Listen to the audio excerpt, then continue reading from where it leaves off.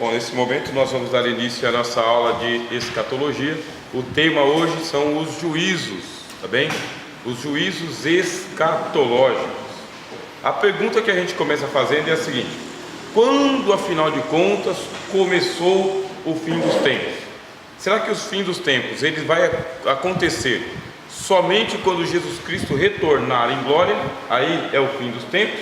Ou o fim dos tempos já começou? Você vai ter uma escatologia no Novo Testamento chamada de escatologia inaugurada, irmãos. Inaugurada. O que é uma escatologia inaugurada? Já começou o fim dos tempos. Por quê?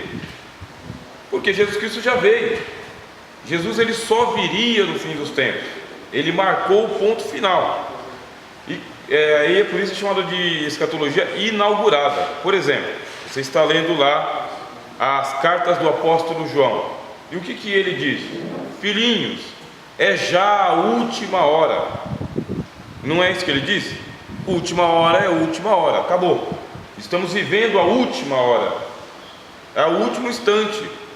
E vocês ouviram falar que o anticristo vem. Só que muitos anticristos já vieram. Da onde que nós já sabemos que já estamos vivendo os últimos dias. Esse é o primeiro texto. Segundo texto, você vai ler o autor aos Hebreus. Ele diz assim: havendo Deus antigamente falado aos pais pelos profetas, a nós falou-nos estes últimos dias pelo Filho. Então, os últimos dias já chegaram. Quando Cristo ele começa a pregar o Evangelho, você abre Marcos, aí ele fala: arrependei-vos e crede no Evangelho, porque o tempo está cumprido. Já estou aqui, é a última hora. O Messias chegou. Se o Messias chegou, estamos vivendo os últimos dias desde a vinda de Cristo. Uma coisa que eu expliquei, se os irmãos compraram esse livro aqui, tá bem? As 4 revelações sobre o juízo final. Uma coisa que eu expliquei é o seguinte: o relógio de Deus, lá no Antigo Testamento, Deus deu uma revelação para o profeta Daniel, de que estavam estabelecidas 70 semanas escatológicas para que viesse o ungido, o Cristo viesse, para que ele fosse ungido, para que ele fizesse a expiação dos pecados, retirasse o pecado da terra e estabelecesse o Santo dos Santos. 70 semanas. Estas 70 semanas, elas são o relógio do Antigo Testamento, mostrando que o cronômetro já estava rodando, o tempo já estava rodando. Quanto que dá essas 70 semanas? Dão 490 anos, tá bem? 7 vezes 7, tá? 70 semanas de 7 anos, 490 anos.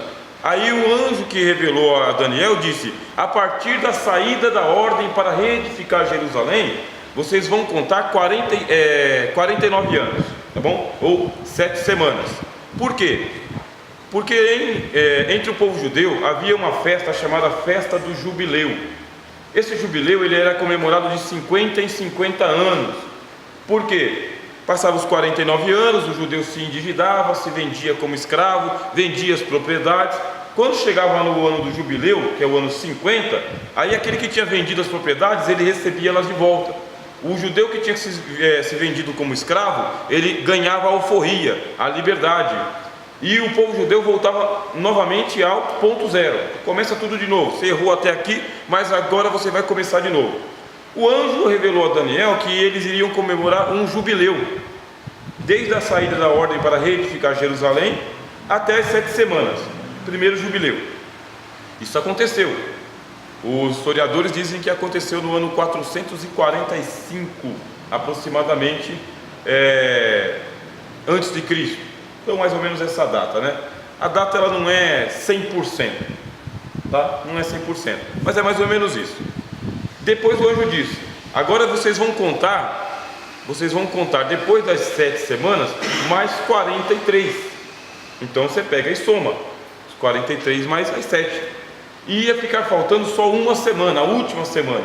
E ele disse: na última semana é que aparecerá o Messias. Era só contar da saída da ordem, da saída da ordem que Ciro deu, mais 483 anos, e aí surgiria o Messias. E essa data do surgimento do Messias foi justamente quando começou Jesus a pregar o Evangelho. Coincidiu, ou o relógio estava certinho. Jesus começou a pregar o Evangelho e eles entraram na última semana de Daniel. Só faltava uma semana para a gente chegar ao ponto final. Uma semana profética são 7 anos. 7 anos. Quando deu 3 anos e meio, se cumpriu o que Daniel disse, que na metade da semana o Messias seria cortado. Quer dizer, ele seria retirado de cena na metade da semana. Então, quando deu 483 anos, quando faltavam 7 anos para se cumprir, Jesus pregou os 3 anos e meio, aí ele foi morto. Quando ele foi morto, o que aconteceu com o relógio das profecias? Parou. Só que o anjo disse, por que parou? Porque Deus ia começar a fazer a salvação dos gentios, que o apóstolo Paulo chama de a plenitude dos gentios, e o profeta Daniel chama de tempo dos gentios. E no Apocalipse também está escrito tempo dos gentios. Quer dizer que Deus, ele abriu um espaço de tempo para a salvação dos não-judeus. Mas por quê? Porque os judeus rejeitaram o Messias, rejeitaram Jesus. O relógio parou. O último julgamento que Deus enviou à terra, foi isso que eu disse aqui nesse livro, quem comprou, leu, né?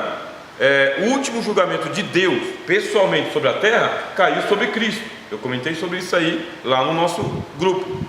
Cristo foi julgado por Deus. Deus esvaziou a conta da humanidade. Todos os pecados, que esse é o julgamento da cruz, é o julgamento do pecado. Todos os pecados foram julgados em Cristo e não ficou um pecado sem ser julgado. Todos, a conta foi zerada. Por quê? A partir dali, o reino de Deus, ele começou a se espalhar pela graça de Deus a todos os homens. Por isso que Deus não está mais julgando a humanidade, porque a humanidade foi julgada em Cristo. No Evangelho de João, Jesus disse, todo o juízo foi entregue ao Filho. Vocês já leram o Evangelho de João? O Pai entregou todo o juízo ao Filho. E ele diz, o Pai a ninguém julga. Por quê? Porque ele passou pelas mãos de Jesus. Está aqui, meu filho, vai lá, está nas suas mãos. E Cristo, ele pegou e reivindicou o julgamento e disse o seguinte, eu pago pelo pecado da humanidade. Os pecados já estão perdoados. Não dá mais, não existe um outro julgamento para os pecados. Esse é o primeiro ponto, tá bem? E esse é o primeiro julgamento. Por isso que a gente já diz o seguinte, já estamos vivendo os últimos dias, porque só falta metade da semana de Daniel para se cumprir, só faltam 3 anos e meio, só falta o livro do Apocalipse. O livro do Apocalipse é o livro dos 3 anos e meio, que é o governo do anticristo. É o governo do anticristo. E o sujeito já está por aí, está arquitetando tudo. O apóstolo Paulo, escrevendo aos Tessalonicenses, ele disse, olha, Cristo não virá enquanto não acontecer uma apostasia na igreja. O que é a apostasia?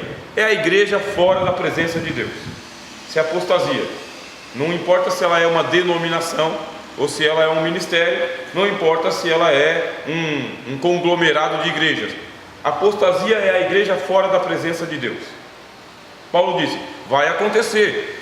Quando o anticristo estiver para surgir, porque o anticristo ele é o próximo juízo da humanidade, ele é o próximo, ele é o julgamento de Deus para a humanidade que, primeiro, para a igreja que vai abandonar o Evangelho, e segundo, para a humanidade que não creu no Evangelho. Essa humanidade ela vai ser julgada, só que aí é o julgamento sobre o trono da besta, diz o Apocalipse, ou o governo do anticristo.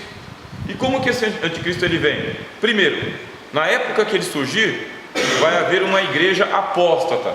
Essa igreja apóstata, ela é representada no Apocalipse pela mulher que está vestida de escarlate, que está com cálice de vinho na mão, bêbada, embriagada. Esse cálice de vinho diz que é o sangue dos justos, e ela está assentada sobre a besta que subiu do abismo. Quer dizer que a igreja ela vai estar em conluio com o anticristo, com o espírito do anticristo. E esse espírito do anticristo ele é sutil, porque ele está presente na história da igreja desde os dias dos apóstolos. O espírito já estava lá, e muitos iam se fazendo o anticristo. Mas quando chegar no dia do juízo deste mundo, aí sim, já não é mais o julgamento dos pecados, é o julgamento da besta, do anticristo, dos pecadores que servirem a Satanás. Quando chegar nesse tempo, não vai ter uma igreja sadia, sã, salvadora, não tem isso. A igreja está apostatada. A vinda desse Nico, diz o apóstolo Paulo, é segundo a eficácia de Satanás, operando toda sorte de prodígios, de mentiras e de engano.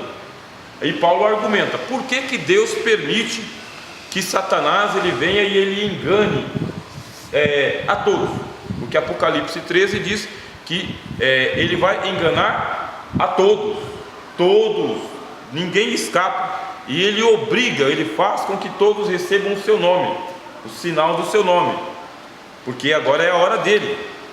Aí você vai entender por que Deus permitirá que venha o anticristo.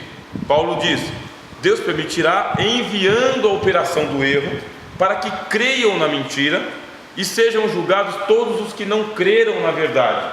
Não creram porque amaram mais as trevas do que a luz. Você chega num ponto em que o cálice da ira de Deus se enche. E se enche por quê? Porque a igreja vai saindo fora. Essa profecia da igreja que se desvia, você tem ela no Apocalipse. São 7 cartas, 7 igrejas. Começa com a igreja de Éfeso. Aí você tem a igreja de Esmirna, Tiatira, me ajudem aí, Pérgamo, Sardes, Filadélfia e Laodiceia. Essas 7 igrejas, elas também são proféticas, porque elas representam a era da igreja inteira, é essa dispensação do Espírito Santo.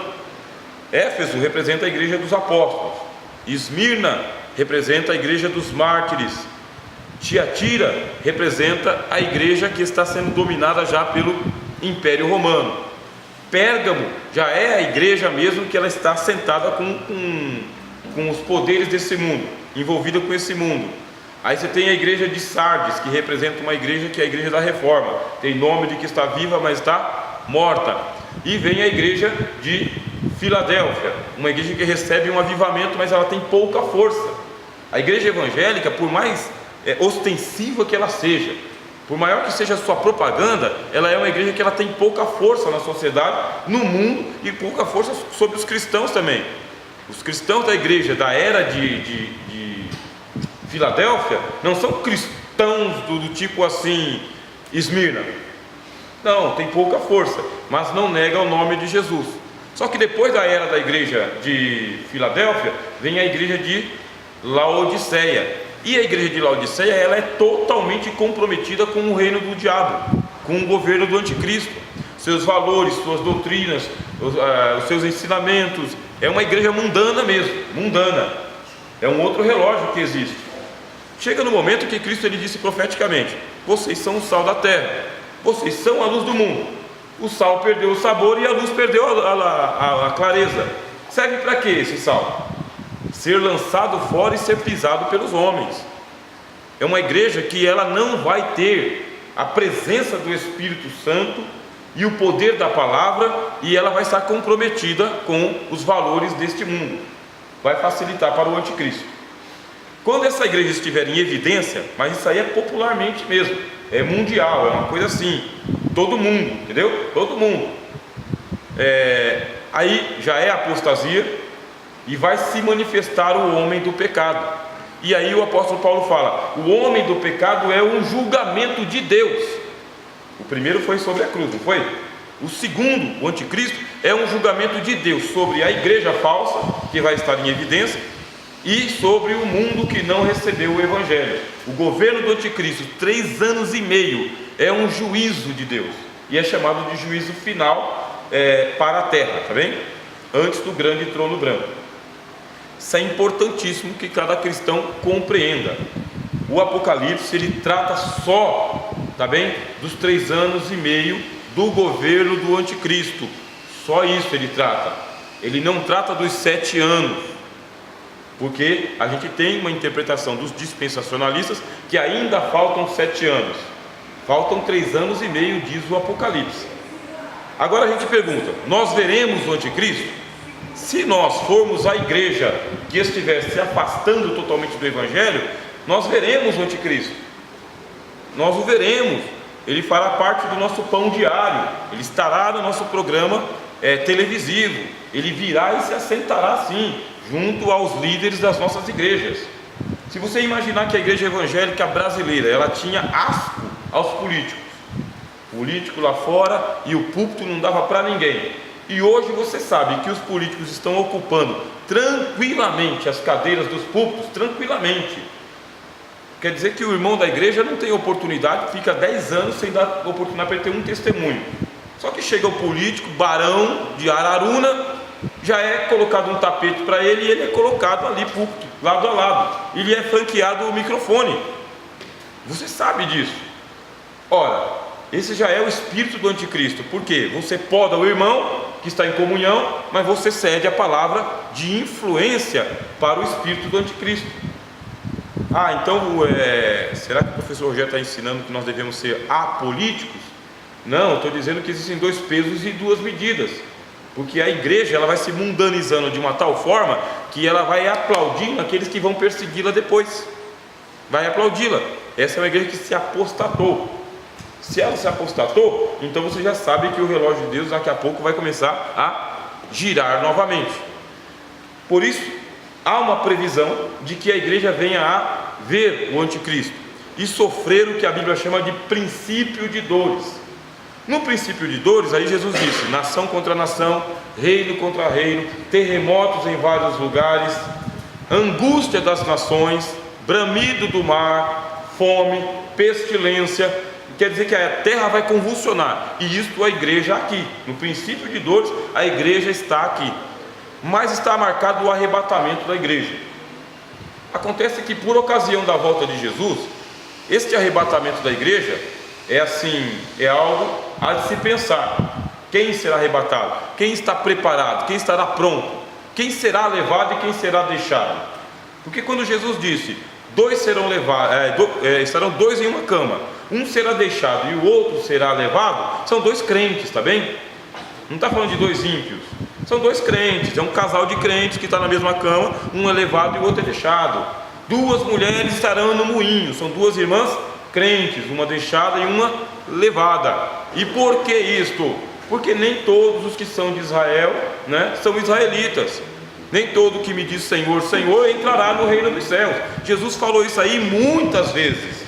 Qual parábola que ele contou que ele não disse que tem os salvos e os não salvos juntos, como joio e trigo? E quando se fala de joio e trigo, não está falando de gente do mundo e gente da igreja, está falando de crente junto com crente, que congrega com crente, que anda com crente, e que é joio e que é trigo. É isso aí, porque as parábolas elas são para nós, e ele fala: acautelai, pois, e vigiai, para que aquele dia não vos sobrevenha de surpresa, porque virá como um laço e como um ladrão sobre todos os que habitam na terra. Aí Jesus disse: acautelem-se para que o coração de vocês não se sobrecarregue de glutonarias, envolvimento com as coisas deste mundo, porque vamos ficar. Envolveu-se, não se desvencilhou do mal, o espírito do anticristo tomou conta, ficará. E a quantidade de cristãos que vai ficar para a grande tribulação, penso eu, é enorme, é gigantesca, é colossal. A nação de cristãos hoje conta cerca de 2 bilhões de pessoas no mundo. Desses 2 bilhões, cerca de 500 milhões de evangélicos. Dos 500 milhões, cerca de 100 milhões creem no arrebatamento da igreja. 100 milhões creem. Só que está diminuindo o número. Diminuindo. Por quê? A nova igreja que surgiu agora é uma igreja que ela é comprometida com a riqueza daqui, com a vida daqui.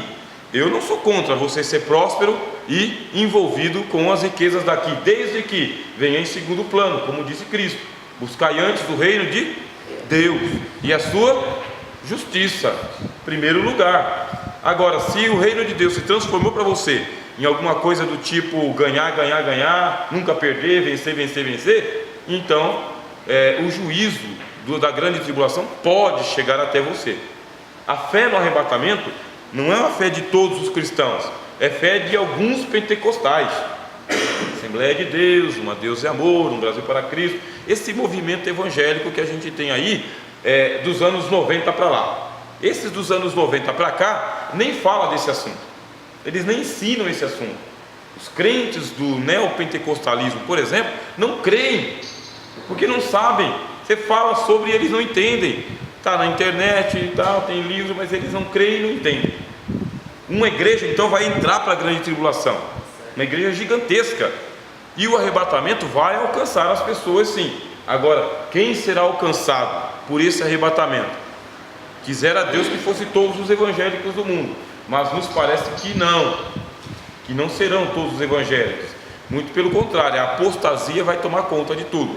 Se não fosse assim, ele não diria: a Babilônia caiu, saia dela, povo meu, para não seres condenados com seus pecados. Se Cristo está chamando, saia da Babilônia, povo meu, quem é a Babilônia? É a falsa igreja, tá? Se Cristo está dizendo, saia dela, povo meu, para não seres condenados com os seus pecados, é porque ele está dizendo que a turma que estiver comprometido com essa falsa igreja, fica para a grande tribulação. Fica. Seja mestre em teologia, estudante de teologia ou novo convertido. É indiferente isso aí. E por que vai ficar para a grande tribulação? Por que não participou do arrebatamento? Já falei de 2 julgamentos aqui: o julgamento da cruz e o julgamento e o anticristo como julgamento para a falsa igreja e para o mundo. Vai ficar por quê? Vai ficar para ser provado, tá? Para ser provado mesmo.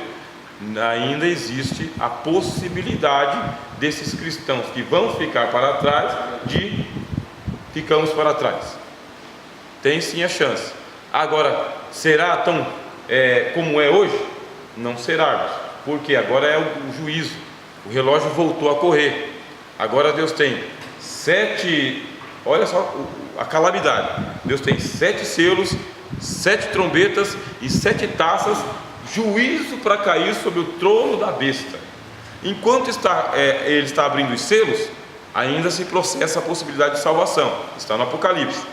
Enquanto estão tocando as trombetas, ainda tem possibilidade de salvação. Mas quando chega na 5ª trombeta, aí o Apocalipse diz o seguinte: os homens não estão se convertendo mais, eles estão blasfemando contra Deus. E o anjo fala: ai, ai, ai dos homens que habitam sobre a terra, por causa da voz das últimas 3 trombetas que tem que tocar ainda. Tem que tocar a 7ª, a 6ª e a 5ª. E quando essas trombetas tocam, o povo já não está mais se arrependendo. Até a 4ª trombeta já estão se arrependendo ainda, na 5ª já não estão mais. Quer dizer que vai chegar um momento que vai ser blasfêmia sobre blasfêmia contra Deus e contra Cristo, porque o espírito do anticristo ele vai tomar conta de tudo. Aí o Apocalipse diz que vai cair uma estrela do céu, que ele tem a chave do abismo. Vocês lembram aquele abismo que os demônios falaram? Senhor, não nos manda para o abismo. É porque eles vão para lá mesmo. Você expulsa o demônio, ele só tem essa alternativa: ou ele é banido para o abismo, ou ele vai para o deserto, ou ele volta para onde ele estava. Se ele voltar, fica por aqui na terra mesmo. Se ele andar no deserto, está perambulando. Mas quando você expulsa e diz, não, sai e não entres mais, não voltes mais, vai para o abismo. Aí o Apocalipse diz que uma estrela cai do céu, com a chave do abismo, abre o poço do abismo, e aí uma nuvem toma conta do mundo, e saem gafanhotos, que vêm para atormentar as pessoas. São os demônios. Todos os demônios que foram expulsos durante a era da igreja, vão ser liberados no Apocalipse. Liberados, todos. E agora você imagina os crentes, os cristãos, sendo deixados para trás, e como que eles vão conseguir agora aderir ao Evangelho, atormentado pelos demônios, impulsionados por Satanás e, lógico, adorando a besta, porque vão receber o sinal do anticristo. É um juízo, é um julgamento, é o julgamento da grande tribulação. E é chamada de grande tribulação, quando você está lendo a Bíblia em grego, ele usa a palavra megali. E o que é o megale? Megali é o mega, que a gente tem o mega. Megali, gigantesco, colossal, imenso, é grande tribulação. Nós vivemos uma tribulação hoje? Sim. Aí o apóstolo Paulo fala: tenho por certo que as aflições do tempo presente, elas não são de se comparar com a glória que em nós há de se manifestar, porque nós passamos por uma leve e momentânea tribulação, o que produz em nós um peso de glória eterna. E olha que o apóstolo Paulo está sendo perseguido por judeus e pelos romanos, né? E ele fala que é leve e momentânea tribulação. Quando chega na grande tribulação, é mega ali, é uma coisa assim, não tem para onde escapar, não tem o que você fazer, você não tem alternativa. Você tem possessão, opressão, angústia e o céu blindado também. Céu blindado. Não é um tempo de livra-me Jesus, sabe? É um tempo de ser fiel até a morte, e aí você vai ter a coroa da vida. É esse o tempo. Isso aí é realmente grande tribulação. E aí nós vimos na aula passada que quando os demônios eles forem liberados, Cristo vai segurar a morte. E aí a gente entrou naquele enigma. Como assim? A pessoa vai pular da ponte e não vai morrer? É isso mesmo. Não, mas isso é ilógico, é irracional. É porque agora nós estamos vivendo a grande tribulação, não tem racionalidade. As pessoas verão os demônios na grande tribulação, verão. Não é uma pregação sobre demônios, é o demônio se incorporando, se apresentando, falando. Não tem mais máscara, tá bem? Cristo volta, tirou a igreja, acabou as máscaras.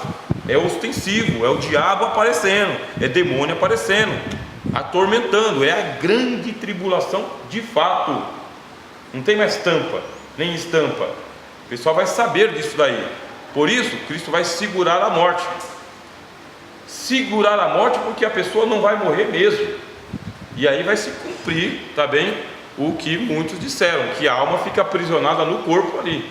Aonde estiver o corpo, ali se ajunta o abutre, tá? A alma vai ficar aprisionada ali, não vai para o Hades, não vai para o Hades, e não pode subir, porque procurou a morte, procurou o suicídio, e nem morreu, nem desceu, nem subiu, está ali, atormentado, atormentado. É a grande tribulação.